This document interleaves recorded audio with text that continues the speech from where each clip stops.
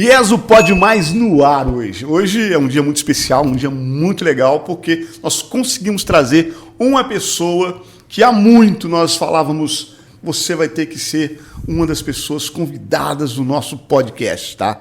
Ela é uma pessoa que passou por muitas situações, uma história maravilhosa, superação, né? Começou lá de baixo e vem emergindo, né?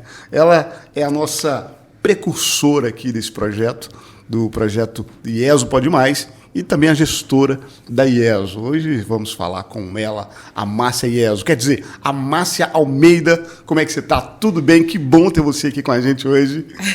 Tô tudo bem. Tô um pouco engraçada, né? Pra gente que tá do outro lado. É automático quando eu mesma tô um pouco tímida e nervosa, porque é um cenário diferente para mim hoje, né? Mas também sinto uma alegria muito grande em poder compartilhar algo que vai somar na vida de alguém. Então relaxa, porque esse projeto é seu, né? Como é que isso surgiu aí, essa ideia de fazer um podcast, Márcia?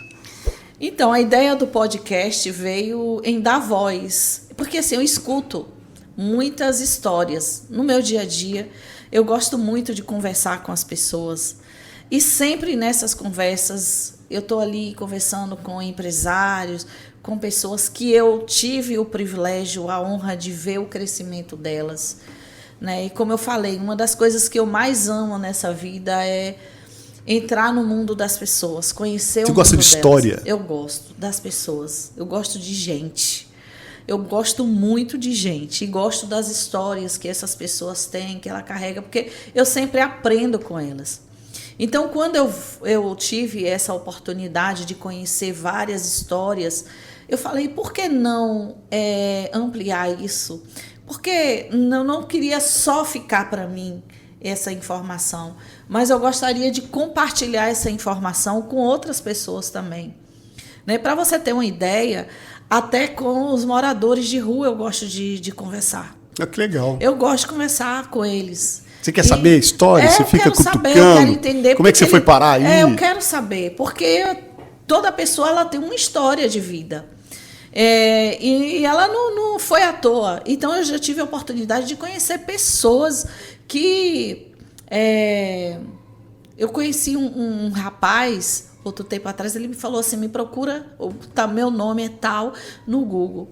E ele falou assim, eu já trabalhei nessa área, ele era policial, e eu falei, mas o que você está fazendo aqui? Aí ele falou assim, não, infelizmente eu acabei entrando no mundo das drogas, da corrupção e cheguei onde eu cheguei. Mas é interessante que eles têm um papo, eles têm uma história, todos eles, pode sentar que eles têm uma história.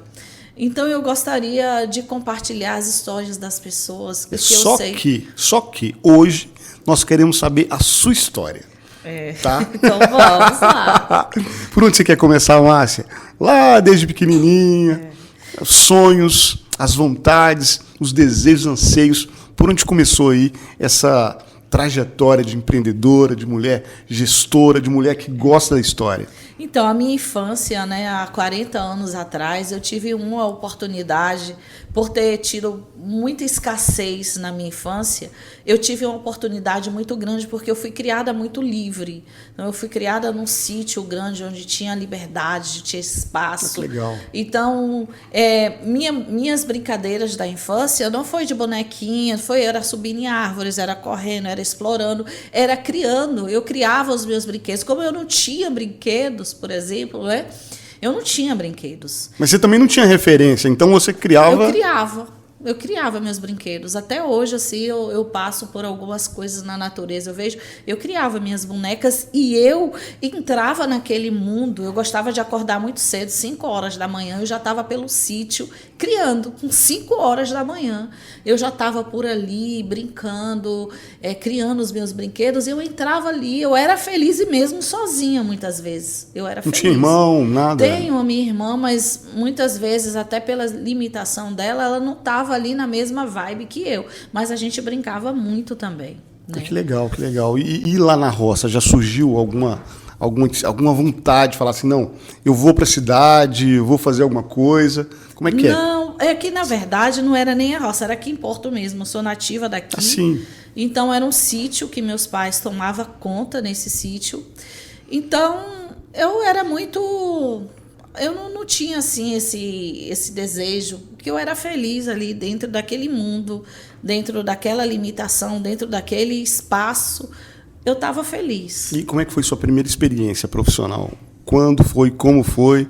Então, pela questão da escassez que a gente passava, pela dificuldade financeira que a gente tinha em casa, que a gente enfrentava, e eu queria muito ter minhas coisas. Quando você fala de escassez, era muita escassez?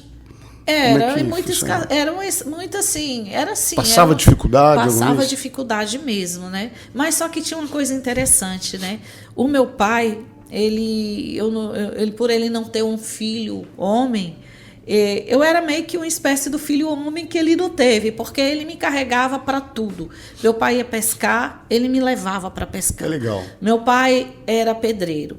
Então, todas as obras que ele fazia, ele costumava me levar. Você já bateu uma laje? Então, eu via, jogava água. Meu pai estava fazendo massa e eu brincava. E enquanto eu estava ali, ele estava trabalhando, eu jogava água na massa para ele, mas aquilo para mim era uma brincadeira. Que legal. Né? Então, eu acredito que acompanhar... Meu pai já chegou a ir para um boteco. Eu sentava com meu pai no boteco. Ele pedia uma temperada, que na época, naquele copo americano... Temperada é o quê? Uma temperada, era uma pinga. Pinga? Temperada, verdia. E para mim, ele pedia café com leite. Ficava nós dois lá, ele tomando a pinga dele. Isso eu tinha uns 7 para 8 anos. E eu tomando meu café com leite. Era companheira de copo do seu pai. Era. E teve uma vez também que... Teve a Copa de 1994, acho que eu tinha 9 para 10 anos. Meu pai ia para esses jogos, ele me levava com ele. Então, por acompanhar essa trajetória, meu pai era um homem trabalhador, apesar de ter passado um período muito difícil por conta do alcoolismo. Então, nasceu dentro de mim de ver o meu pai trabalhando, ou me levando para as atividades. Isso eu acho que contribuiu para eu A vontade era de cedo. mudar a situação, era sair pela da escassez? falta. Eu me lembro, por exemplo, que eu comecei a trabalhar muito cedo. Comecei a trabalhar com 11 anos de idade. Por exemplo, eu já trabalhava, já era babá, eu fazia faxina. E eu me lembro que meu primeiro salário, quando eu ganhei, vamos lá, era R$40 ou era R$30 na época. Eu me lembro até hoje que eu fui no supermercado e fiquei muito feliz, porque olha só a minha compra. A compra de uma criança de 11 anos de idade era um desodorante para mim, era um shampoo, e eram essas coisinhas, e a alegria de poder dar alguma coisa para minha mãe, de falar assim, toma mãe, compra alguma coisa aí para fazer o almoço, tal. Eu me senti empolgada com aquela ideia de poder ajudar, né, de alguma forma. Então, eu acredito que a questão da dificuldade que a gente enfrentava na época me impulsionou a trabalhar, porque na minha cabeça eu entendia que se eu trabalhasse, eu ajudava. Se eu pudesse comprar pelo menos as coisas que faltavam para mim, eu já estava ajudando os meus pais ali. E o que você estava buscando, na verdade, ali?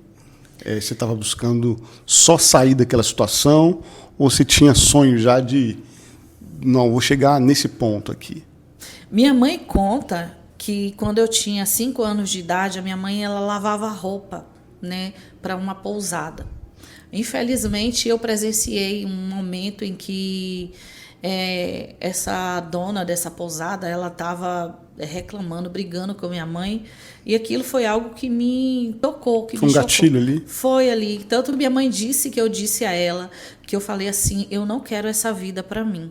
Mas não era a vida de lavar roupa, né? Porque, como você sabe, eu falei, eu comecei sendo babá, eu comecei trabalhando na casa dos outros, mas a vida de aceitar, por exemplo, a humilhação que eu vi minha mãe passando ali. E aí eu disse a ela, eu não quero essa vida para mim, né? Com 5 anos de idade, minha mãe me disse isso. Então ali já foi um gatilho para você querer ser empreendedora. Eu não vou sujeitar, na verdade. Eu gosto muito da liberdade. Então, a liberdade foi algo que marcou a minha vida, a minha infância. Eu era muito livre. Eu tinha minha liberdade, graças a Deus, na época não sofremos, que hoje, infelizmente, as crianças não têm a liberdade que eu tinha na época. Então, eu fui muito livre. Eu ia para a praia sozinha. Porque a praia, graças a Deus, era no fundo ali, né, do sítio. Eu brincava sozinha, eu era livre. E essa liberdade, ela está dentro de mim. Então, eu acho que empreender, para mim, ela dá essa liberdade, apesar de que você tem mais responsabilidades, preocupações, mas ela te dá uma liberdade, uma certa liberdade. Eu gosto dessa liberdade. Quando é que começou a dar os primeiros sinais de empreendedorismo? Olha, os primeiros sinais de empreendedorismo, eu acredito que quando eu comecei a vender livros, Você vendeu livro? Eu vendia livros. O povo compra livro? Eu vendi livros, eu tinha 19 anos de idade, eu vendia livros de porta em porta. Também tinha essa liberdade, porque eu comprava os livros da Casa Publicadora Brasileira, eles passam para a gente um preço de custo, a gente coloca a nossa comissão ali, né? Então, eu vendia, tinha essa liberdade. Aí você falou que vendia livro de porta em porta. De porta em porta, era comportura. Mas você buscava o quê? Bairros ricos para poder vender? Eu fui orientada, porque assim, quando eu fui vender esses livros, por exemplo, eu entrei numa campanha. Tinha uma campanha onde tinha uma coordenadora. Tinha 15 mulheres na época, Várias quando eu comecei. vendedoras? Então tinha 15 vendedoras e tinha uma coordenadora. A gente morava todo mundo na mesma casa durante esse período. Uma república. Então a gente era orientada. Essa coordenadora, ela treinava a gente diariamente. Tinha aquela coisa motivacional que ela fazia, injeção de ânimo ali que nos dava. A gente saía de manhã, tanto é que a gente almoçava de manhã. Então a gente almoçava cedo, era 7 horas da manhã, para retornar para a campanha, que a gente fala campanha, para 5h30 da tarde, né? Então, eu tinha a orientação de uma coordenadora que ensinava a gente, né? Que ensinava como trabalhar, mas eu também lia os livros. Eu aprendi que esses livros que eu vendia, eu tinha que conhecer eles. Então, eu lia esses livros, mas eu também lia livros de vendas, por exemplo, para poder aprender mais como vender. Era um desafio muito grande, porque cada porta que eu batia para vender livro era um frio na barriga. Isso que eu ia perguntar agora. Era um frio. Bater na porta ali, de alguém que você nunca viu na vida, você não sabe quem é que vai abrir a porta, como é que você vai ser recebida. Então, eu tive experiências de ser muito bem recebida em casas que... até que os moradores me convidavam para almoçar com eles. Aí era festa, você tinha almoçado só de manhã. Então assim, que cuidava da gente, mas eu já tive experiência negativa de tomar a porta na cara, de pedir para sair, né? Então, já mandaram você embora, né? Já, e não só eu, colegas minhas ali, já a própria coordenadora na época, ela tinha passado, ela me relatou que ela teve uma experiência que o cara que pegou uma faca para ela, tipo, né? E já ameaçou, então talvez porque estava alcoolizado também na época. Então, assim, a gente tinha experiência muito boas, mas a gente também tinha experiência bem negativa. Então, cada porta que a gente batia era um desafio, porque a gente não sabia quem do outro lado estava ali. Curiosidade que o povo quer saber. Você vendia bem? Eu vendia bem. Eu bati o recorde de venda. Na época, em 2003... A campanha era um desafio entre as outras meninas? Não era um desafio, assim... Não tinha aquela coisa de primeiro lugar, segundo lugar... Mas quando você fala de recorde, você superou todo mundo? Eu superei porque eu cheguei ali com foco. Eu sempre fui muito focada. Eu sempre fui obstinada naquilo que eu estava buscando. E eu estava naquela campanha por um motivo, não era algo que eu estava buscando, assim, uma experiência. Eu tinha, como eu falei, desde cedo eu trabalho, desde cedo eu tinha objetivos financeiros a cumprir, então eu estava levando muito sério aquilo ali. Então, bater aquela meta era uma questão de necessidade para mim. Então, eu tinha que bater essa meta porque eu tinha objetivos a cumprir quando eu chegasse. Então, eu fiquei 3 meses fora de casa. Minha filha era muito pequena. Minha filha... Você já tinha uma filha? Já tinha uma filha. Então, minha filha tinha 2 aninhos e um pouquinho. Eu deixei a minha filha com a minha mãe. Foi um período muito difícil. Foi sacrifício. Foi isso, muito né? difícil, porque naquele período, quando eu ligava para minha filha, tinha momentos que eu não conseguia nem falar com ela no telefone, da saudade que batia. Quando eu via ela cantando para mim, né, ela cantava do outro lado, ela aprendia uma musiquinha nova e ela queria cantar para mim. Ela cantava: louvai-o, louvai-o, todas as crianças.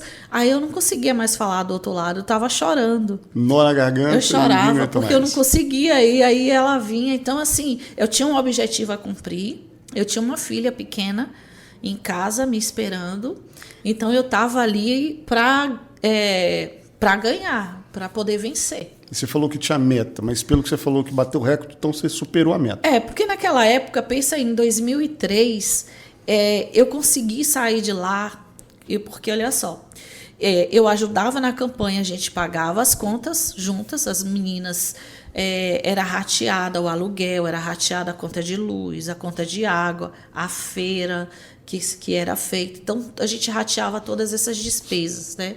E eu consegui sair de lá com um montante de mais de R$3.000. Então, R$3.000 em 2003, hoje é dinheiro, imagine em 2003, né? Então, era um dinheiro significativo, eu me lembro. E outra, eu perdi muito dinheiro também, porque eu estava com tanta saudade de casa que eu deixei muita coisa para trás, assim, para receber. Eu queria vir embora logo. Eu sei que as meninas estavam preparando Eles uma vendiam livros despedida. a prazo também, para pegar depois? Algumas pessoas, sim. A gente vendia, mas era raro.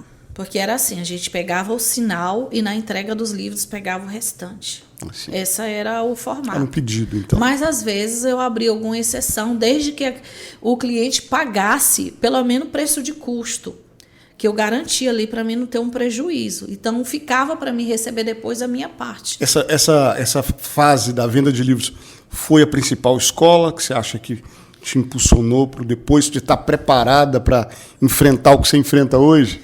Porque, pelo que você falou, você era, além de uma mulher guerreira, uma mãe leoa, né?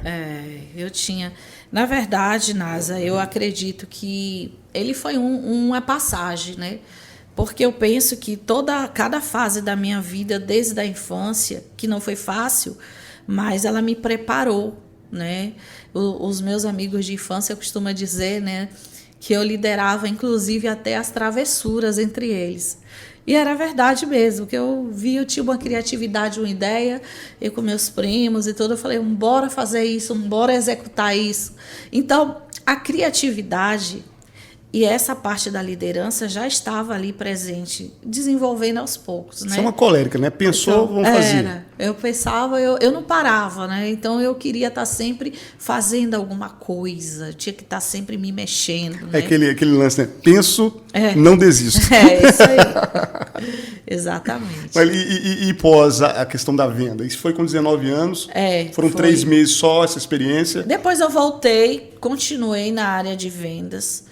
Mas antes, vamos lá, aos 18 anos, dos 11 até os 18 anos, que foi a fase do livro, eu trabalhei como babá, trabalhei como frentista, balconista, eu fui caixa de supermercado, eu fui repositora, eu fui assistente administrativo. Então, eu tinha passado por essas experiências já antes de ser vendedora, né? Então, eu gostava de trabalhar, então cada vez que aparecia para mim uma oportunidade de trabalho, seja ser garçonete, balconista, eu estava encarando, porque eu gostava de trabalhar. Mas foi na venda, né? Me responde aqui, foi na venda que você descobriu que dava dinheiro? Foi na venda, com certeza. E aí você falou, é por aqui que eu vou. Foi na venda, exatamente. Pensa que eu fiquei 3 meses vendendo livros e saio de lá com um lucro de mais de R$3.000 e não fui com mais, porque eu também tinha comprado presentes para minha filha, eu tinha comprado coisas para mim também, porque eu sempre fui muito... graças a Deus que em meio a toda essa escassez, eu conseguia conquistar o que eu queria. Então, eu estava na campanha, eu queria uma roupa nova, porque eu queria me apresentar bem queria estar bem para me apresentar nas casas. Eu queria uma pasta e não era barato, eu conseguia adquirir com o meu trabalho. Então, eu comprava uma pasta para colocar os livros, porque eu queria me apresentar bem. Então, eu trouxe de lucro mais de R$3.000, sendo que eu também tinha comprado coisas para mim, coisas para minha filha, presente, e tinha deixado ainda de receber algumas coisas para trás, porque eu queria vir embora. Então, ali eu descobri, poxa, aqui está valendo a pena dar dinheiro. E você vendeu outra coisa antes de entrar no mercado imobiliário? Depois os livros? Antes de entrar no mercado imobiliário, a minha experiência direta com vendas foi essa. Dos livros. Foi dos livros. Porque depois eu trabalhei na área de contabilidade, que eu fui assistente contábil. Trabalhei como assistente contábil, trabalhei como... depois trabalhei como gestora de empresa também, financeiro. Então, foi crescendo, na verdade, né? Eu fui tendo essas experiências, a parte mais de administração, na área de administração ali. Mas não era a venda direta, né? Inclusive, teve um trabalho que eu coordenava uma equipe de venda, mas eu não vendia. Então, a experiência com venda mesmo eu passei a ter com esses livros. E você gosta de vender? Gosto. Eu gosto de vender. O que é a venda para você?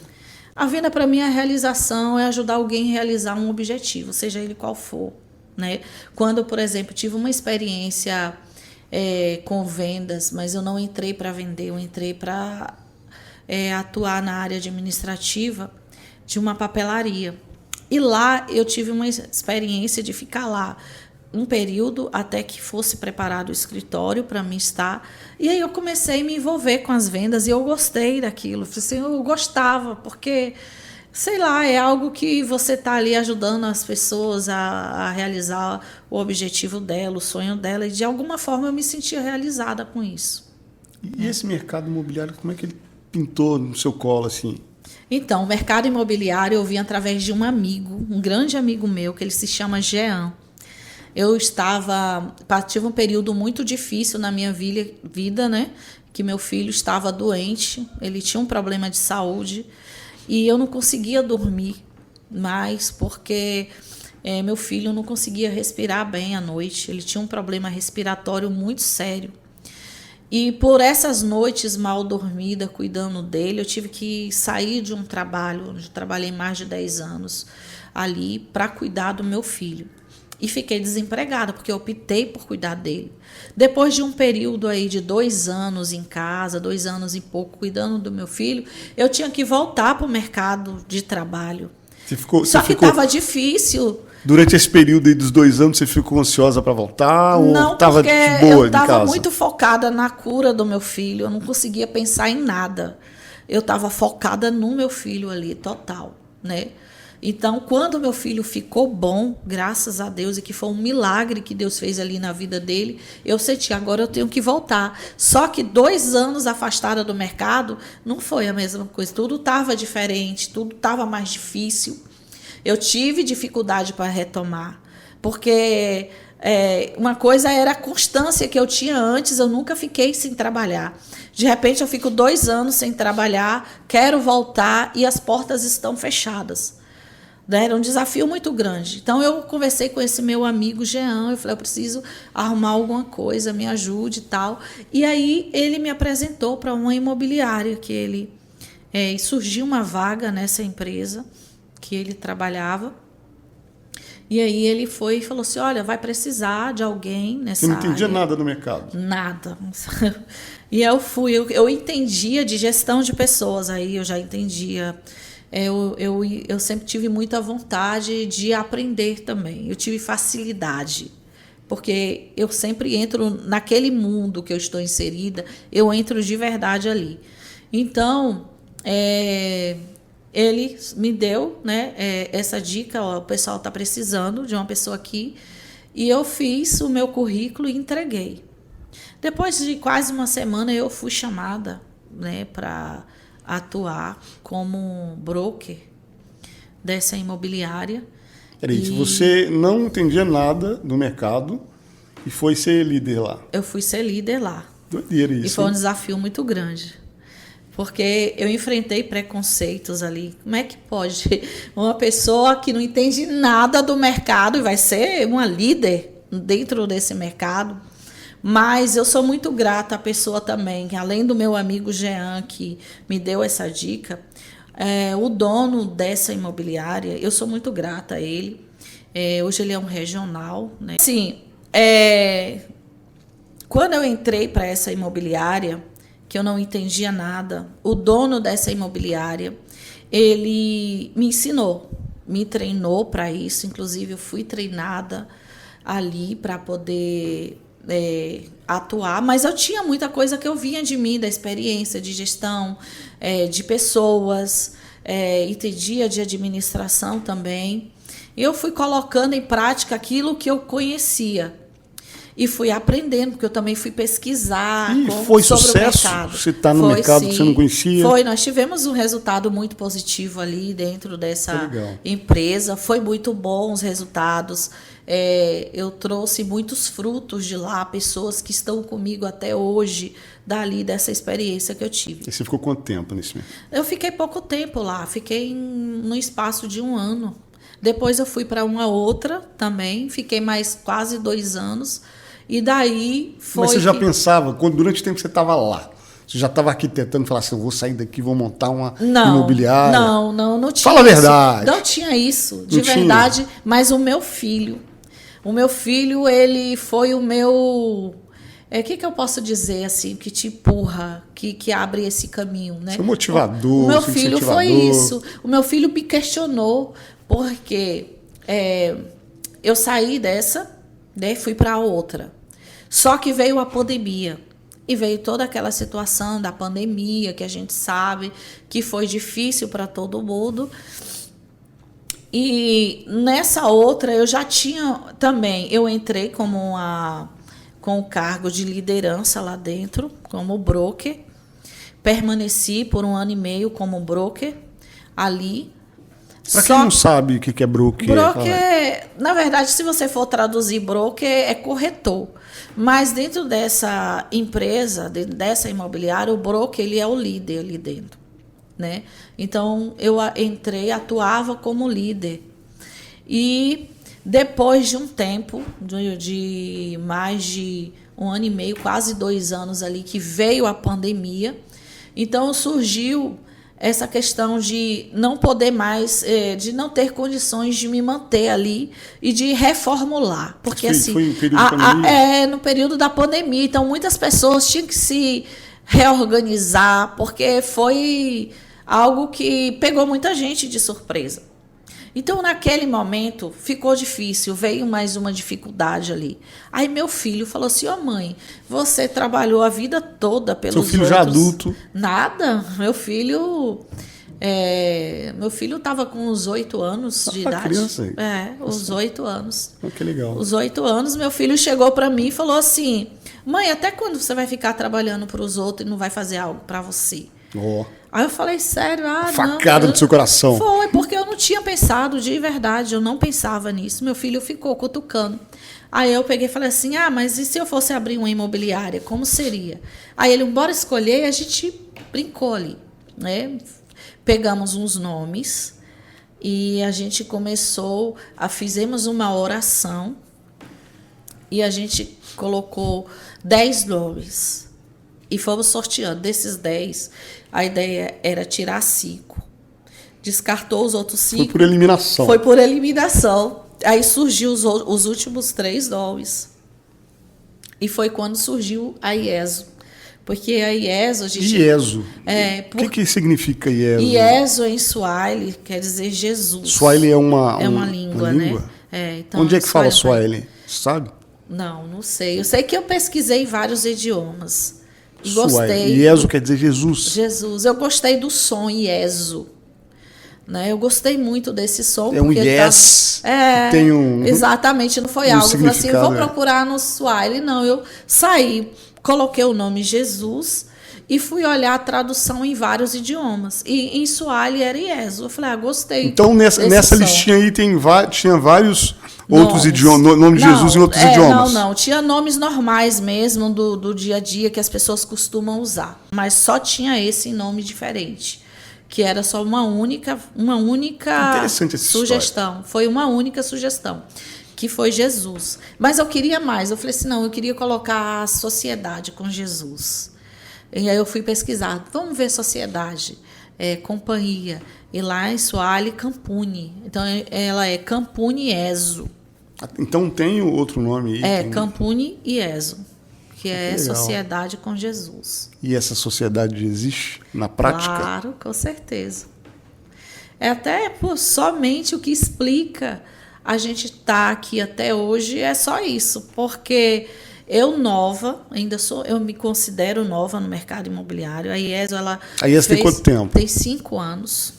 Então, ela é muito nova ainda. Então, eu estou aprendendo ainda. Então, tudo é muito novo para mim.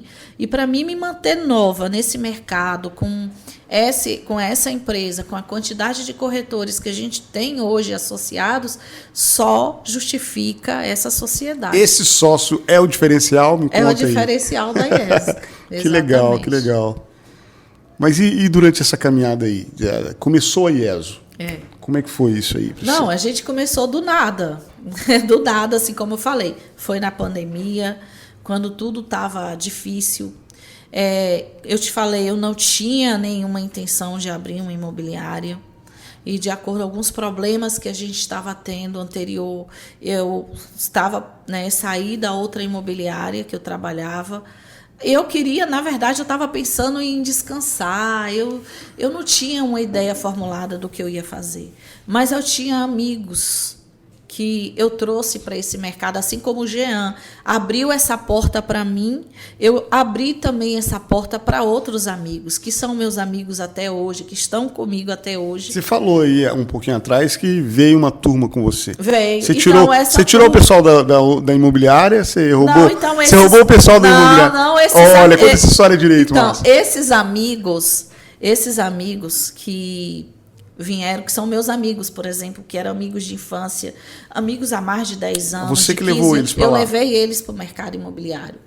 Quando eu falei que eu ia sair, eles falaram, eu vou com você. Só que eu vou para onde? Eu não tinha nada, eu não tinha uma empresa aberta, eu não tinha um local para ir, né? Eu não tinha, eu comecei do nada.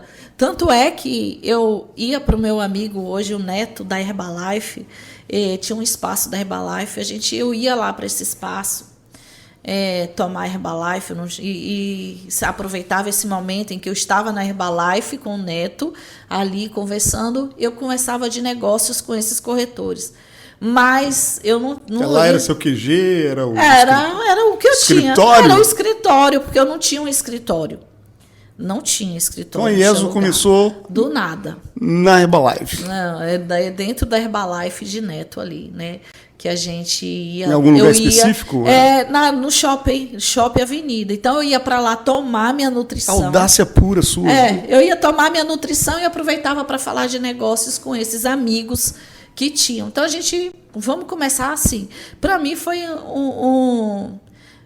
eu não sei dar uma palavra para isso, da confiança que foi. Eu acho que por isso que me motiva fazer tudo que eu faço. Isso foi pós-pandemia, durante a pandemia? Durante a pandemia. Vocês reuniam no espaço da Herbalife, todo mundo de máscarazinha? De máscara, eu tenho várias fotos ainda. Apesar de que já tinha dado um certo relaxamento nessa época, assim, mas com restrições, né? Então, a gente ia para lá, e até que surgiu, a gente precisa de um local. Mas quando eu não tinha um capital. Nesse período lá da Herbalife, do Shopping Avenida, aconteceu venda, alguma coisa assim? Aconteceu alguns serviços. Como é que foi a primeira venda? Eu atendi da nova fase. Meu primeiro negócio na Herbalife foi um serviço de despachante para um senhor que esse pessoal, eles tinham entre si, já tinham o comprador e o vendedor já tinham negociado o imóvel. Mas eles precisavam de uma pessoa para poder fazer contrato, para poder resolver a questão das documentações, né? Então, eu fui contratada para entrar, para fazer contrato e para cuidar da documentação dessa negociação entre eles. Eu me lembro que esse senhor, quando ele foi contratar o meu serviço, eu não tinha um escritório, eu convidei ele para tomar uma nutrição comigo na Herbalife. Olha o golpe! A gente tomou essa nutrição, né? Ele é um senhor de idade. Legal. E era, né, uma nutrição que é saudável. Então, eu ofereci essa nutrição para ele. Ele me disse ali no momento que ele precisava. Peguei todas as informações e foi o meu primeiro negócio ali. Você acha que foi a turma que te deu a força, foi. Além do seu filho, a turma te deu a força de falar, vamos nessa, sim. Vamos junto? Foi porque assim, quando eu falei assim, eu tô saindo, não tá dando mais para mim, eles falaram, eu vou com você. Eu tenho todos eles de testemunha, isso eu vou com você. Eles não sabiam nem se você estava indo para algum lugar. Pois é, aí eu falei, como assim? Para onde? Aquilo me impactou. Legal, me impactou. Eu tenho essa gratidão muito grande por ele. Casou no mesmo período que seu filho te falou? Foi? Exatamente, casou. E eu fiz uma oração. Minha vida ela é baseada na oração e tudo. Eu me lembro que quando eu fiz uma oração, eu falei, Senhor, eu me imaginei naquela oração que eu estava num lugar muito alto e eu falei assim, Senhor, se o Senhor ficar lá embaixo para me aparar, eu me jogo.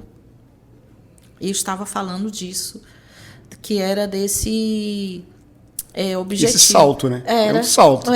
Então, para mim, eu não enxerguei o que eu ia encontrar ali embaixo, mas se Jesus fosse estar lá para me receber, eu me jogaria. E depois que eu fiz essa oração, eu me encorajei para dar esse passo, porque eu não tinha nada, eu não tinha um capital. Eu não tinha dinheiro para poder fazer esse investimento. Então, comecei do nada. O meu escritório era o meu carro também, hoje. Né? Um sócio desse aí também? E é interessante, Nasa, deixar isso... Quando você fala do sócio, às vezes a gente pensa que porque Jesus está no barco, não vai ter tempestade. Esse é o pensamento mais errado que tem. E tem muito, né? Na própria Bíblia já é incrível. Tem uma história dessas. Não quer dizer que... E Jesus mesmo diz na palavra dele, ele não prometeu que a gente não teria dificuldade, mas ele prometeu que estaria com a gente em meio à dificuldade. Então, apesar de Jesus ser o sócio, estar comigo, eu enfrentei e enfrento até hoje muita dificuldade, né? Mas ele está ali comigo. Só quebrando um pouquinho aqui, como é que é essa relação aí de ter o nome dele na sua empresa, esse pular e ele tá lá segurando? Como é que é essa relação sua com esse seu sócio? Olha, eu vou contar uma história para você ter uma ideia. É algo de fé mesmo. Essa relação tem que ser fé e muitas vezes você tem que parecer ser doido mesmo. Né? Já aconteceu situações assim de eu estar num aperto total, eu ir para o banheiro, colocar meu joelho no chão ali e falar, Senhor, eu preciso disso aqui. Eu vou contar uma experiência que parece ser de doido que eu vou te falar, mas eu falei, Senhor, eu preciso de 10 mil reais. E aí eu senti uma voz que disse assim, vai fazer o contrato da venda do cliente tal. Aí eu falei, mas que loucura, como é que eu vou? Eu falei, meu Deus, eu tô tão preocupada, eu tô tão doida que eu tô ouvindo vozes. Começou a ouvir vozes. Aí depois eu pensava, vi uma outra voz e aquele pensamento, e se for sério? E se não for só uma ideia? Se não for só um pensamento?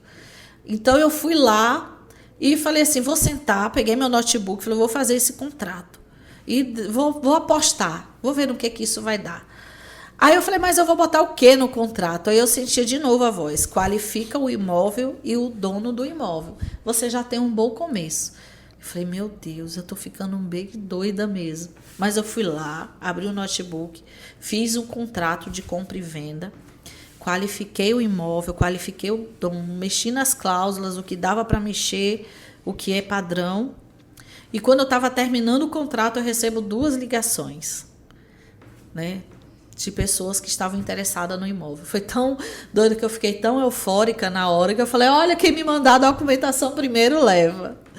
E aí teve o cliente... Já estava fazendo leilão. Já estava fazendo leilão. E naquele dia eu consegui fechar a venda do imóvel e consegui o valor que eu precisava ali para poder seguir. Cumprir um compromisso muito importante que eu tinha ali.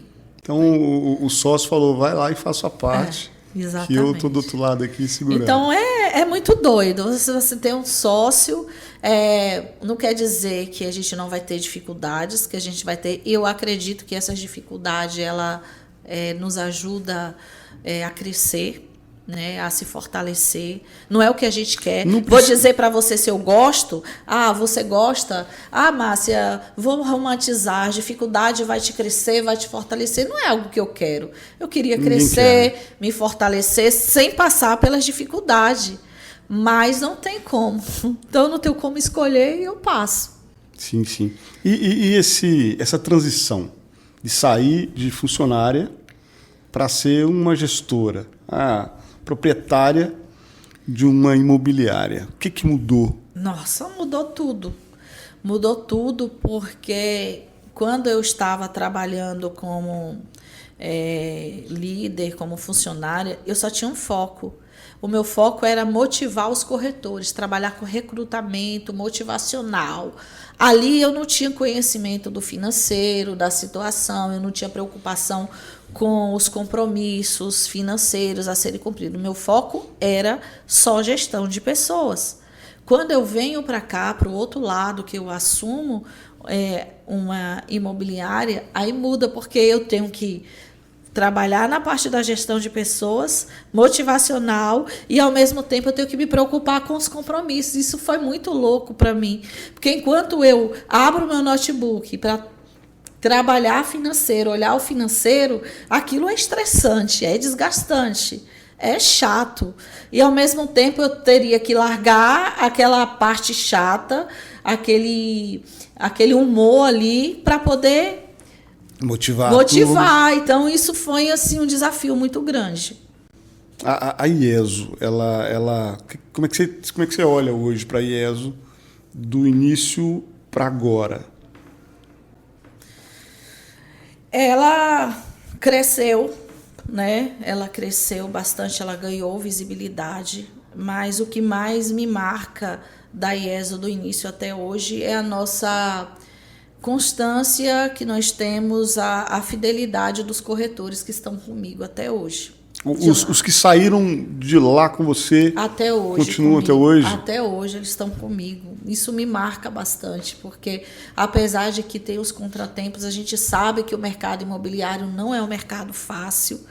E eu entendo muitas vezes que esses corretores que são provedores das suas casas, das suas famílias, passam pelo desafio de ter que esperar um mercado que é uma constância do mercado imobiliário, mas eles têm que cuidar de suas casas. Então, muitas vezes tem que ter um paralelo ali, tem que ter um serviço paralelo para poder se sustentar até que ele consiga colher os frutos, né? Eu entendo perfeitamente isso. Então, alguns desses corretores que estão comigo, uns são 100%, é full time mesmo, imobiliária, outros têm que fazer essa conciliação com outro mercado, com outro trabalho. Porque é sazonal, né? No caso, exatamente. A gente tem que aproveitar a alta do mercado. Exato. Isso. E quando está em baixa, como é que fica aí o coração da empreendedora? Nossa, é desafiador, porque eu percebo o estresse nos meus corretores, muitas vezes. E eu também fico estressada, fico preocupada, angustiada com o resultado, mas ao mesmo tempo eu tenho que estar motivando eles, né? Então, mas é como eu falei, essa união ela faz muita diferença. Então, muitas vezes eu estou precisando ser motivada, eles vêm e me botam para cima mesmo, de verdade. Tem algum fato assim que você estava... Um fato para mim mais marcante foi o ano passado, quando eu adoeci gravemente. E ali eu foquei totalmente na minha cura e a imobiliária praticamente ficou por conta deles. E naquele ano a gente recebeu um prêmio de destaque. E esse prêmio, ele é devido totalmente para a minha equipe. Esse prêmio é de Deus e deles, porque eu estava fora de cena ali. Eu saí de cena para poder cuidar da minha saúde. Enquanto eu estava fora de cena, eles estavam ali lutando pelo nosso projeto, pelo nosso ideal. E muitas vezes eles também iam me ajudar, me levar no hospital, me dar uma força, né? Você ficou internada? Não que eu fiquei internado uma única vez, mas eu constantemente precisava ir no hospital. Então, teve um momento que eu precisei muito de ajuda. E eles foram esses que foi uma ajuda emocional? Muito. Teve situação de corretor sair do plantão dele, o Geraldo, que é um grande amigo, mora aqui no meu coração, viu, Geraldo? Ó, um beijão, meu filho. O Geraldo, ele ia na minha casa. Um dia o Geraldo chegou na minha casa, estava muito mal, com um violão, todo arrumadinho, com um violão. Ele falou, hoje eu vim ficar com você aqui, orar com você. Nesse dia ele ficou lá em casa o dia inteiro, cantando, louvando a Deus, almoçou comigo. E no final ele levou um óleo ungido, né? Eu não estava enxergando, porque teve um período que eu fiquei sem enxergar. E eu me lembro que a minha maior dor, minha maior angústia era não conseguir enxergar direito. E aí Geraldo me ungiu ali, botou a mão assim nos meus olhos. Foi tão confortante assim, a mão que ele colocou nos meus olhos e orou por mim ali. Né? Então teve momentos assim. Teve um momento também muito importante, que eu não posso deixar de relatar, foi quando eu não sabia da gravidade do meu estado. Eu fui no hospital para fazer uma reposição de ferro. Estava perdendo muito sangue. E quem me levou no hospital nesse dia foi o Vitor. Ele estava muito mal, então o Vitor falou, não, eu posso te levar lá. Quando fizeram o exame, que olharam a minha situação, a mulher mesmo me se dirigiu, perguntou, com quem você está? Aí eu mostrei, né, o Vitor ali do lado, aí ela já foi falando diretamente com ele, assim, você leve ela para o hospital agora, não deixe ela andar mais nem dali para a porta, porque ela vai cair. Esse foi o primeiro momento que você foi ao hospital para saber o que estava acontecendo? Não, eu tive vários momentos difíceis, muitos momentos difíceis. Mas esse foi um momento marcante. Como eu falei, com Sim, essa equipe a gente sempre estava junto. E ao mesmo tempo que eles me davam também esse apoio quando eu precisava, eles estavam tocando a empresa, trabalhando ali na empresa.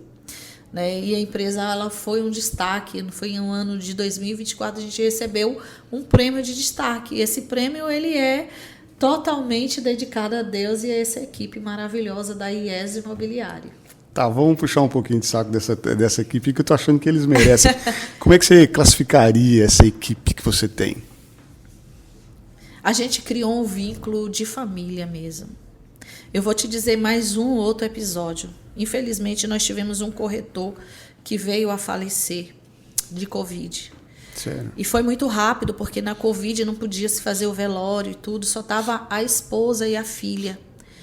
E na hora de ir fazer o enterro, só foi eu, porque foi tudo muito rápido, eu, o Vitor e o Reginaldo, que estava com a perna quebrada, né? E o coveiro. Na hora que já tinha passado aquele momento da família, da despedida ali, tinha que levar o corpo dele, ele era grande, para ser enterrado. E quem ia fazer isso? Então foi eu, o Vitor, o Regi com uma perna só e a muleta, e o coveiro, que era magrinho. Então a gente ia com o caixão, a gente ia empurrando, puxando, aos pouquinhos, porque era pesado. E aí o Vitor pulou dentro da cova, a gente teve que colocar o caixão na cabeça do Vitor para poder descer. Aí você explicar como é que foi isso, não sei te explicar, mas naquela hora exigiu todo esse esforço que só era a gente. Então, assim, marcou ver o Reginaldo mancando, né, de uma perna só com a muleta, mas ali enquanto ele segurava na muleta, na perna, ao outro braço ele estava puxando o caixão.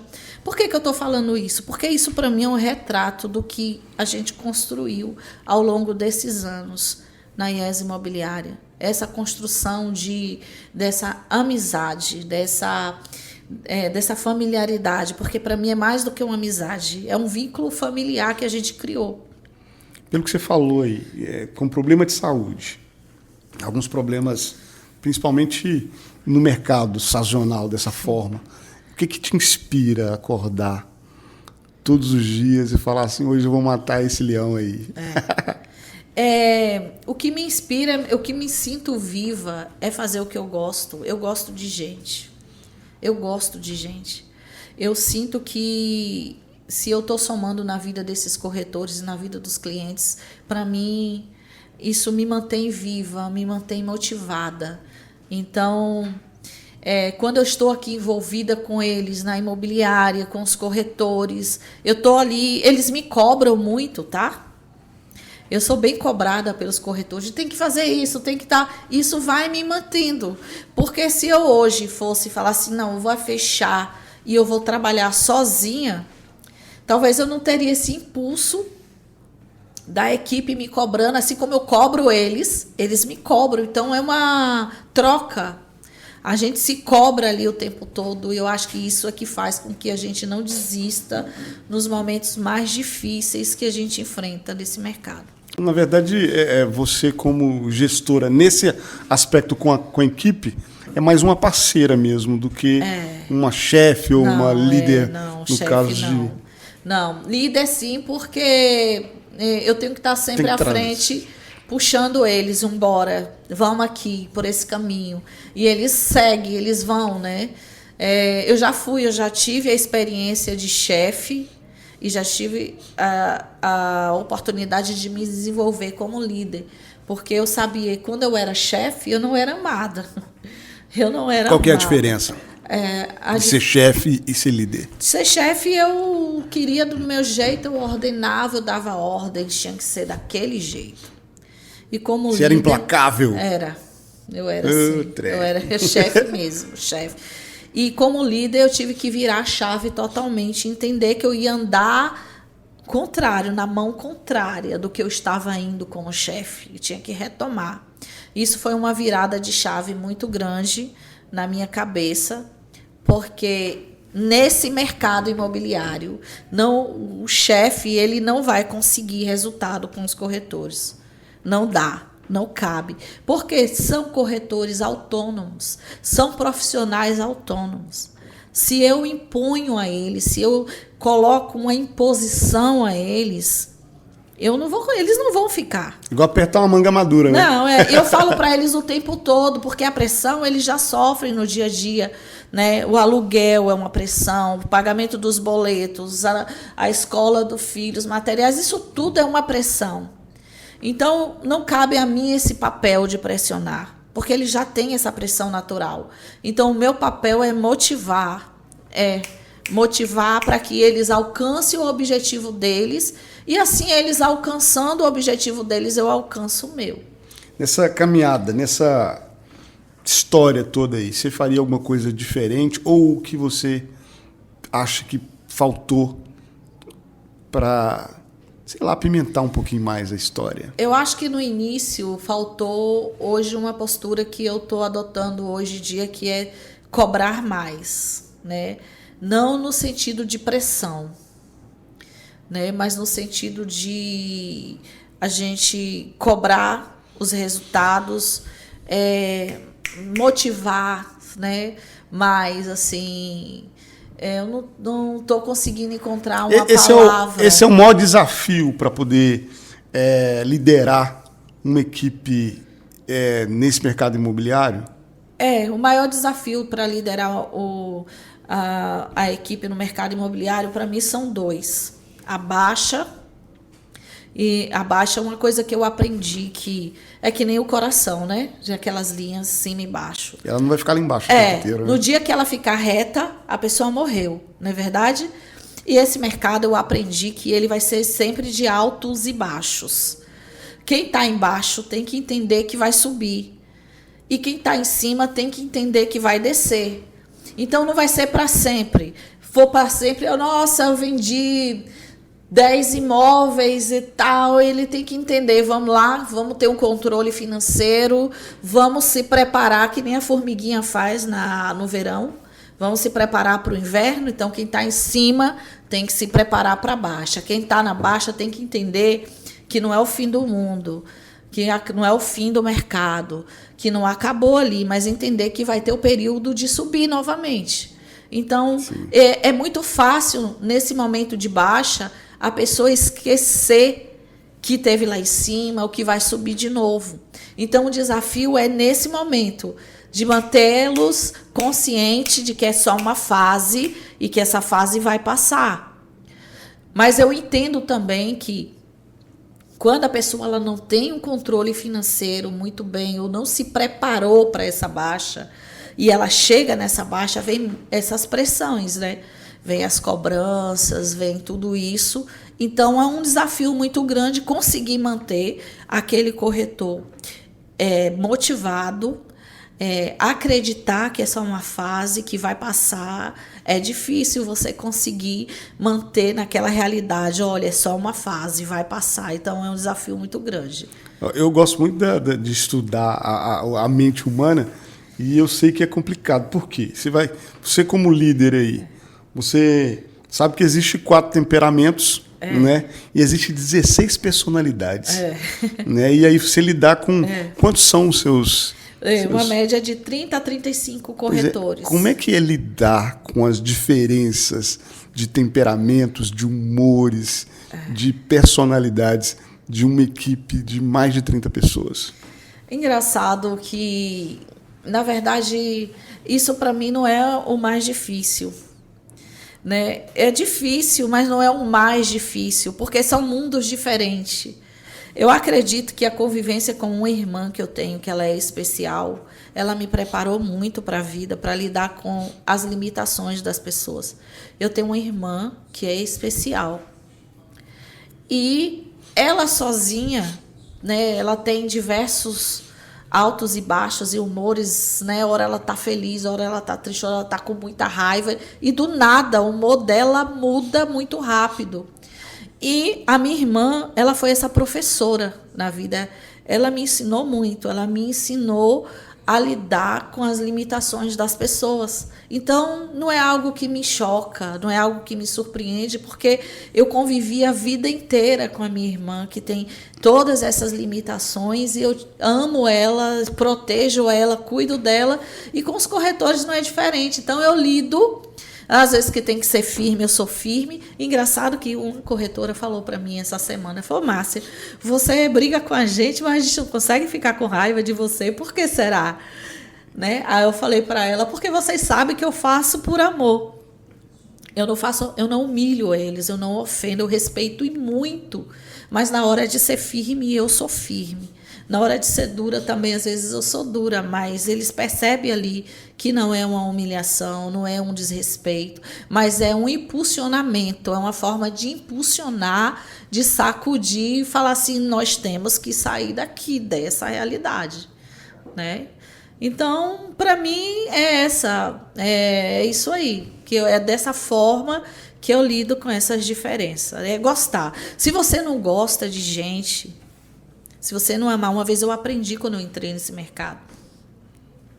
O líder lá que estava palestrando, ele falou assim, olha, se você não gosta de gente, não aventure nesse mercado. Você ainda tem tempo de desistir. Porque esse mercado é para quem gosta de gente. E ali para mim ficou muito claro.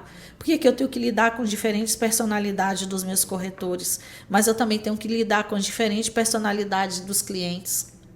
Porque tem vários. Né? Teve um cliente dos Estados Unidos que, para vender para ele, nós tivemos que fazer um estudo, porque ele queria saber se lá, se tivesse um tsunami aqui, quais as chances da casa ficar, dele sobreviver. Foi tão engraçado, porque para mim é um aprendizado, é uma experiência. Nós fizemos todo... E foi engraçado porque eu também estava aprendendo ali junto. Eu fui buscar todas as informações sobre catástrofe. É claro que ninguém pode prever, né? Sim. Mas ele queria alguns resquícios de segurança, de esperança. Uns dados que pudesse dar ali. Então, por estar perto da praia e tudo. Então, eu tive que lidar com a insegurança desse cliente para conseguir vender para ele. E a gente vendeu. Então, é um mercado que você tem que gostar de gente. Se você ama pessoas, se você ama gente, você vai conseguir lidar com as diferentes personalidades, seja do corretor, seja dos clientes, seja dos prestadores de serviços, seja dos corretores parceiros, né? Então, é esse o segredo. Nós caímos na venda de novo, né? E aí eu vou te perguntar, a venda, ela é mais pela técnica ou mais pela emoção? Eu acredito que é pelos dois, né? Todo mundo que tem que compra, balancear isso aí. Todo mundo que compra, ele tem um emocional por trás. Ele tem um motivo emocional por ele estar comprando, seja para o conforto, seja para as férias, aposentadoria. Tem N motivos emocionais, seja porque casou recentemente, é o primeiro lar, né? Então, tem o lado emocional, mas também tem muito a parte técnica para você passar segurança para o cliente, segurança jurídica, que é toda a parte documental, seja estrutural também, que a gente vai buscar essas informações para passar aquilo que a gente não sabe, a gente busca as informações técnicas necessárias ali para o cliente, que ele precisa de. A gente tem a obrigação, como corretores, de passar essas informações, tanto técnicas quanto... e a parte emocional é o fechamento, né? A cereja do bolo é onde a gente vai cuidar da parte técnica, mas também aproveitar o fator, o motivo emocional que está levando ele a adquirir aquele imóvel. E qual que é a parte essencial para fechar uma venda com excelência? Olha, eu sempre falo que é uma das coisas que, para mim, no momento do fechamento da venda, ela é um momento sagrado. Nesse momento, não é hora de falar da chuva, não é hora de falar do sol, da tempestade, não é hora de falar que teve tiroteio no bairro. Que fala, Márcia? Tem que focar na venda. Bora falar de fechamento, documentação, prazo. É o foco total. Né? Então, às vezes, até corre o risco do corretor, já o cliente deu sinal de que vai fechar, o corretor fica tão empolgado que ele já quer entrar numa certa intimidade, numa amizade com o cliente, esquece de fechar, de focar no fechamento. E eu sou muito focada nisso. Se é fechamento agora, nós vamos falar de fechamento. Esse fechamento aí, você foca em às vezes, decidir positivamente pelo cliente? Sim, ajudar, a gente precisa, sim. Às vezes você pede só uma confirmação de você vai fazer assim ou assim, né? Essa parte é a parte mais importante dali, né? Porque, nós vamos tratar, o senhor gostou do imóvel, tá aqui, é isso mesmo, tá tudo certo. Então, vamos tratar agora de pagamento, formas de pagamento, de prazo, de posse, documentação, vai ser à vista, financiado, se está financiado, já tem um crédito aprovado, a gente tem que focar nesses detalhes da venda ali no fechamento em si. Agora não é momento da gente falar, como eu falei, da chuva, do sol, do calor, da fome, seja lá o que for. Agora é o momento de falar do fechamento, da venda. Depois que a gente fechou, que deu tudo certo, aí a gente convida o cliente para um almoço, para um jantar, né? Mas antes disso, tem algum segredo específico assim para conquistar o cliente? Eu acredito que, é como eu falei, você precisa entrar no mundo do cliente, você precisa entender para atender. Eu preciso saber o que esse cliente está buscando, porque ele está querendo comprar esse imóvel. Né? Às vezes é porque minha sogra vai morar na minha casa, ou minha mãe vai morar na minha casa, ou nós estamos mudando de cidade, né? Então eu preciso entender quem está vindo, quem são as pessoas que vão morar naquele imóvel.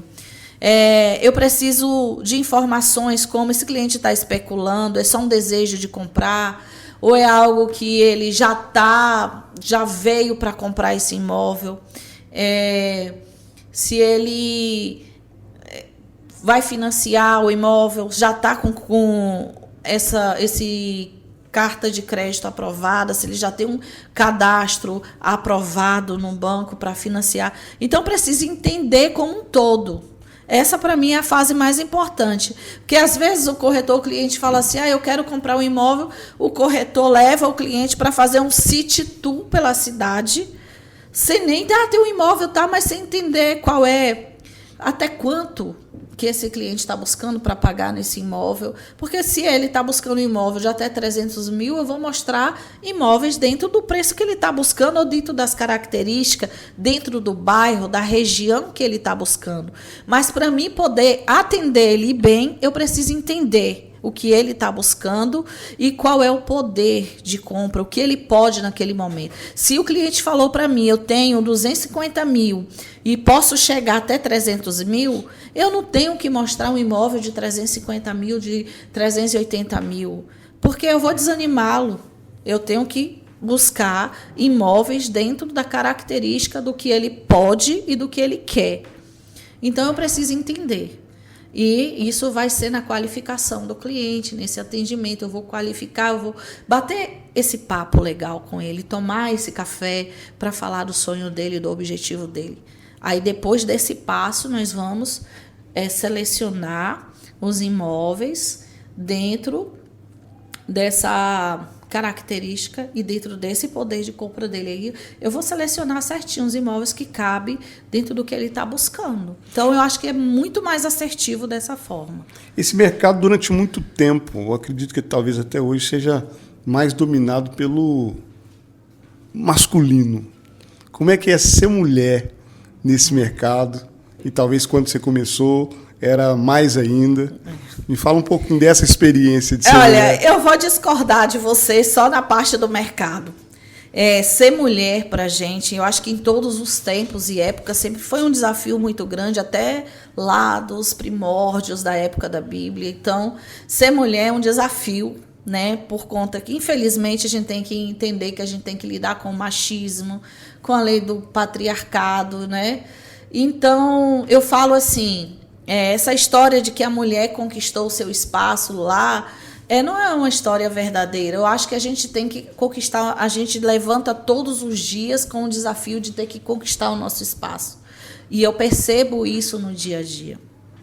Né? Mas não é algo que vai desanimar, não é algo que a gente só precisa se impor sem desrespeitar, sem diminuir o outro lado, não preciso diminuir o outro, não é uma concorrência, eu não estou competindo, não é uma competição com o sexo oposto, mas é difícil, mas eu acredito que o respeito ajuda a gente a conseguir contornar isso. A humildade também, porque se eu me porto, se a minha postura é de que eu estou no mundo complicado do machismo e eu vou querer bater de testa, eu vou fechar portas. E existe um respeito? Eu acho que sim, eu acho que no modo geral... Você nunca teve esse tipo de problema quanto à questão do gênero? Já tive sim. Conta eu já aí tive situações de estar numa mesa de homens investidores que não acreditou muito no que eu estava falando em um determinado imóvel. Eu falei o preço desse, e aí ele fez as propostas. Eu ia e passava a proposta para o proprietário. Chegou um momento que ele fez uma proposta que eu sabia que o proprietário ele não ia aceitar. Eu falei até aqui, eu falei assim, olha, o nosso limite de negociação é esse aqui, é até aqui. Eles não acreditaram em mim, não acreditaram no meu potencial e resolveram, nós queremos... por minhas costas, eles procuraram o proprietário para negociar. Quando eu fiquei sabendo, já ia ter essa reunião. E eu falei com a outra corretora parceira, eu falei assim, olha, não vai dar certo isso. Né? Ele vai falar diretamente com o proprietário, vai queimar todo o cartucho aí, todo o cartucho da negociação, porque eles não estavam acreditando. Quando eles chegaram, foi dito e certo, direto no proprietário. O proprietário muito ético mesmo, não aceitou fazer a reunião sem a minha presença. Eu fui convidada a participar da reunião, eles foram falar a proposta deles e o proprietário falou não, inclusive aumentou a proposta. Ele falou se essa proposta era válida para esse tempo. Inclusive, o proprietário apontou para mim, essa daqui, ela foi muito na minha cabeça aqui para me aceitar essa proposta, mas naquele momento eu estava precisando. Eu tinha uma ideia de comprar um outro imóvel, então eu aceitei essa proposta, só que agora eu não preciso. Já resolvi o meu problema, né? Na verdade, ele não conseguiu adquirir outro imóvel, porque acabou dando alguma coisa errada na negociação. Ele optou por um outro investimento e ele falou assim, não, agora aumentou o preço, de verdade o que eu estou te falando. A minha proposta, a gente estava fechando esse imóvel por 1.200.000. Quando eles procuraram o proprietário, o imóvel foi para 1,5 milhão. Opa! E aí eles perderam a negociação, depois tentaram de diversas formas me procurar. Só que ali ele falou, teve um que falou assim, e se eu mandar um outro amigo lá? Eu falei, não, a questão não é pessoal. Esse investidor, ele é muito ético, a questão não é pessoal, não tem a ver com vocês. A questão é negocial. Então, a gente perdeu o prazo, time da venda, do negócio, perdeu o prazo ali, o momento era aquele momento que eu falei para vocês. Como eles não acreditaram em mim, eu acredito que por essa questão do machismo ali, eles perderam um negócio da qual eles lamentam até hoje por isso. Quem é essa mocinha, né? Então, são situações que acontecem ali que eu percebo que, infelizmente, pode existir que o certo machismo, até o feminismo exacerbado também, ele atrapalha muito. E no mercado, aí já entra um pouquinho com as mulheres. Tem uma competição? Rapaz, as mulheres, nesse mercado, eu não sei se porque eu estou muito mais inserida no meu mundo aqui da IES, eu tenho uma equipe grande, então eu lido muito mais com a minha equipe. Eu faço algumas parcerias, mas são poucas, porque eles mesmos são os próprios corretores que estão no dia a dia com os outros parceiros. Eu fico mais na parte da gestão mesmo. Então, eu ainda não senti ainda essa questão da competição entre as mulheres. Graças a Deus, de verdade, eu não tenho que reclamar. Sim. Você acha que você se conhece? Se eu me conheço? Tem um autoconhecimento? Não, eu me conheço bastante, mas eu tô nessa viagem de me conhecer. Tá, a busca. Eu tô me conhecendo cada dia mais. A gente vai se conhecendo. Eu acredito que cada fase, cada etapa da vida que a gente vai passando, que são fases diferentes, a gente vai se conhecendo, porque são reações inesperadas, são situações inesperadas que aparecem, que muitas vezes a gente não prevê que vai ter certa reação diante de certo cenário, de certa dificuldade. Então, eu acredito que essa jornada de conhecimento, ela é uma jornada muito grande. Eu me conheço bastante, mas eu estou me conhecendo muito ainda. O que deu para perceber é que durante todo o período da sua história até então, você esteve muito ativa, né? Inclusive até o tempo onde você esteve doente, que você falou aí, sim, você também continuou ativa. Deu tempo de parar para pensar e falar assim, não, opa, eu sou assim. E esse pouquinho que você falou que tem buscado, tem ajudado você no crescimento profissional? Tem, sim, me ajuda muito. Até nessa minha jornada com Deus, espiritualmente falando, a minha jornada com Deus, ela me ajuda muito mais ainda, porque você ser cristão é você entrar em guerra contra você mesmo. Pensa, quando Jesus fala assim, que você tem que dar o outro lado da face e andar a segunda milha. E muitas vezes, nem sempre eu quero fazer isso. A carne fala mais alto. Né? Então eu estou me conhecendo ali. Falo, cara, mas eu não estou querendo dar o braço a torcer nessa situação aqui. Então isso vai nos ajudando, a gente vai se conhecendo ali dentro dessas situações. Então, eu acredito que é isso. Tem alguma coisa nesse bate-papo de hoje que a gente esqueceu de falar, ou que você acha que seria interessante, importante frisar? A única coisa que eu gostaria de frisar muito é sempre Deus em primeiro lugar da nossa vida, né? Eu creio que em qualquer jornada da nossa vida, seja ela qual for, seja ela profissional, seja ela amorosa, seja ela de amizade, seja em qualquer âmbito que for, eu acho que se Deus, eu acho, não tenho certeza, se Deus ele for o nosso centro, o centro da nossa vida, o nosso foco, a gente consegue superar, a gente consegue melhorar, se desenvolver. Eu acho que é a única forma. Você pode participar de imersão, de vários treinamentos, fazer vários cursos. A gente vai ter um crescimento técnico ali, a gente vai ter uma inteligência muito grande. Mas o lugar onde a gente pode melhorar como pessoa vai ser somente com Cristo. O nosso relacionamento diário com Jesus, esse vai ajudar a gente a desenvolver, a gostar de pessoas, a lidar com pessoas, a lidar com as diferenças das pessoas. Vai ser o único meio, vai ser através do nosso relacionamento com Jesus.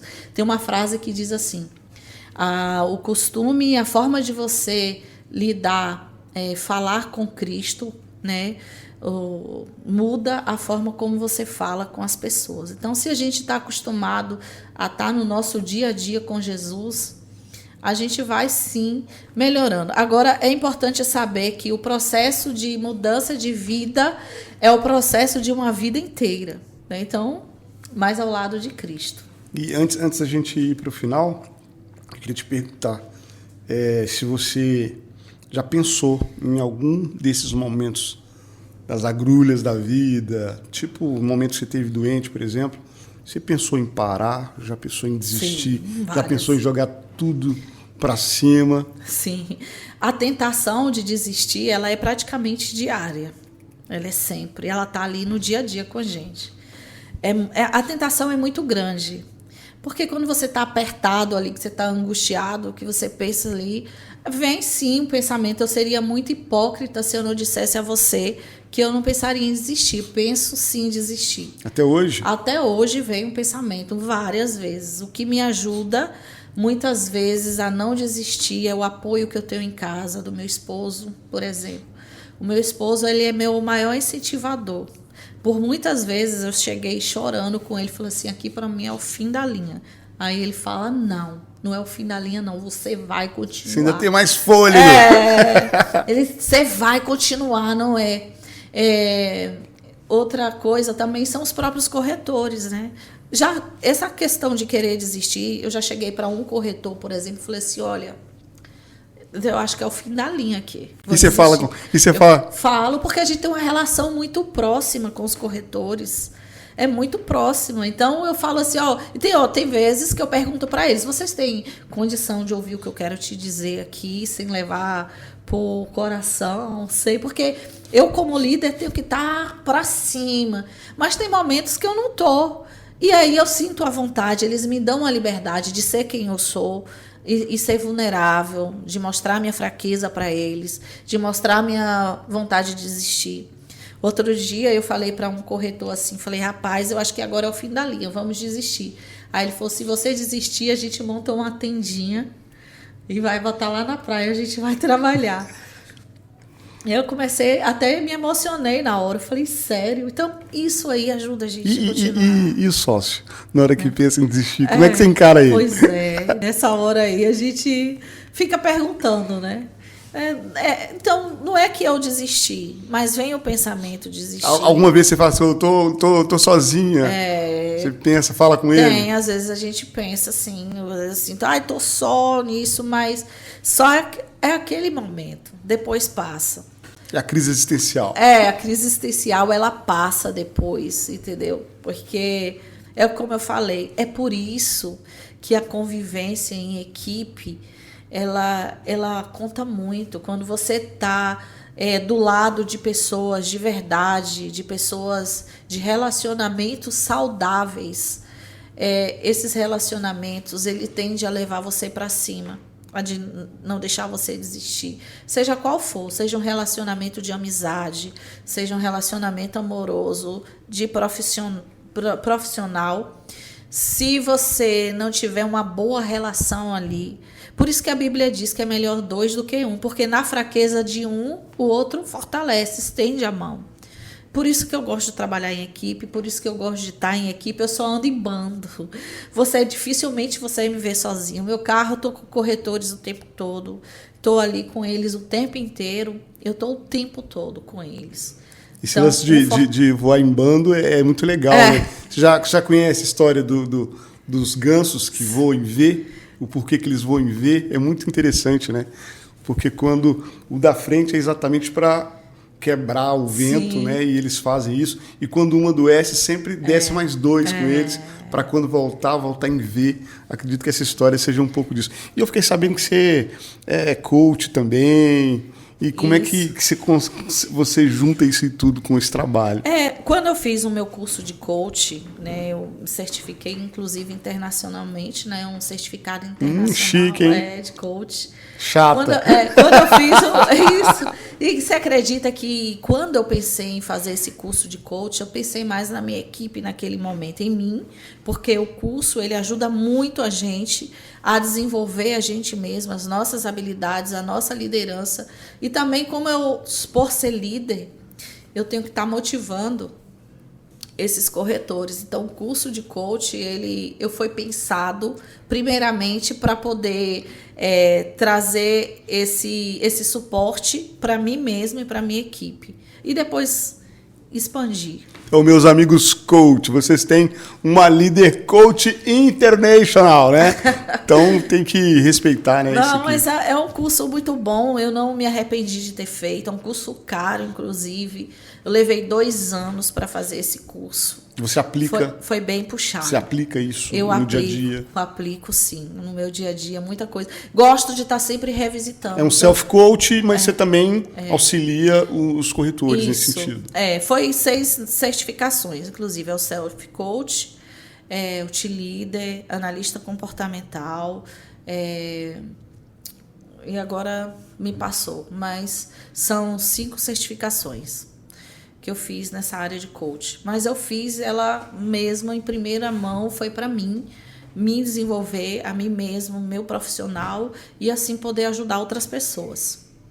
Márcia, deixa uma mensagem daquelas para quem está assistindo esse podcast hoje, que eu acho que você tem uma história bonita, tem uma história de superação, de motivação, e que pode tocar em algumas pessoas, até mesmo na hora de você tá com um problema, se falar assim, não vou continuar. Na hora de escolher seu sócio, na hora de escolher uma equipe, na hora de motivar, dá um conselho para esse pessoal aí, faz aquela mensagem que realmente de responsa, eu sei que você vai dar esse recado. Olha só, o recado que eu posso deixar para vocês, eu acho que é o recado que Jesus mesmo ele nos ensinou, né? Você pode até achar clichê, mas eu não consigo pensar em outro, por mais que eu fiz todos esses cursos, por mais que eu tenha uma experiência no dia a dia, mas se você for olhar o ensinamento de Jesus, que é o amor, né? Ele fala que o amor cobre multidões de pecado. Então, é o amor. Ame as pessoas, independente de sua raça, seu credo, sua cor, sua opção sexual. A gente tem que amar as pessoas e respeitar a história delas, porque cada pessoa ela tem uma história de vida, ela tem a sua própria história. Quando você ama as pessoas e você respeita a sua história, você respeita as suas escolhas, eu acho que você tem aí um grande caminho pela frente para poder seguir em paz, seguir sem... Eu acho que fica mais leve, na verdade é isso. O fardo fica mais leve dessa forma. Legal. Eu quero te agradecer por estar aqui no podcast que você arquitetou, que você planejou, te agradecer por estar aqui hoje, tá? Sendo essa pessoa que está falando um pouquinho da sua história, né? Desse momento que você está passando também. e dessa garra que você passa para sua equipe. Não, muito obrigada a você também por estar aqui comigo, por estar nesse projeto comigo, por ter dado esse passo. E hoje você me emparedou, viu? Porque eu tô suada aqui. É sério. Tá aí o bigode também, né? Eu tô suada aqui, ó. Não só pelo calor, mas é porque quando a gente tá do outro lado, a gente sente um pouquinho... A história muda, né? É. E quase que ela me emparedava hoje, hein? Mas não vai faltar oportunidade. Vai chegar meu dia. Vai sim. Gente, então pode dar tchau, pessoal, aí, que a gente tá finalizando. Gente, uma coisa importante também para lembrar vocês, nos acompanhem no nosso canal no YouTube, que é Ieso Pode Mais.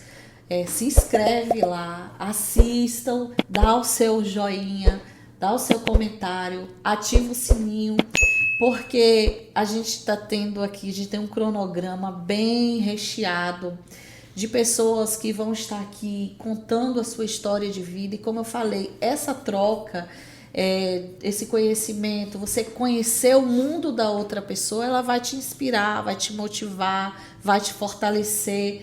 Então, o conteúdo que nós estamos trazendo aqui para vocês nesse podcast, pode ter certeza que é enriquecedor, vai ser muito animador, você vai tirar muitas lições, eu tenho certeza, para sua vida, através das histórias das pessoas que vocês vão acompanhar aqui nesse podcast. Ieso Pode Mais. É isso aí. Nosso propósito, a nossa proposta é trazer histórias inspiradoras que realmente vai mexer um pouquinho, talvez até virar a sua chave, e você ir para o próximo nível junto com a gente, tá bom? Até a próxima, até mais.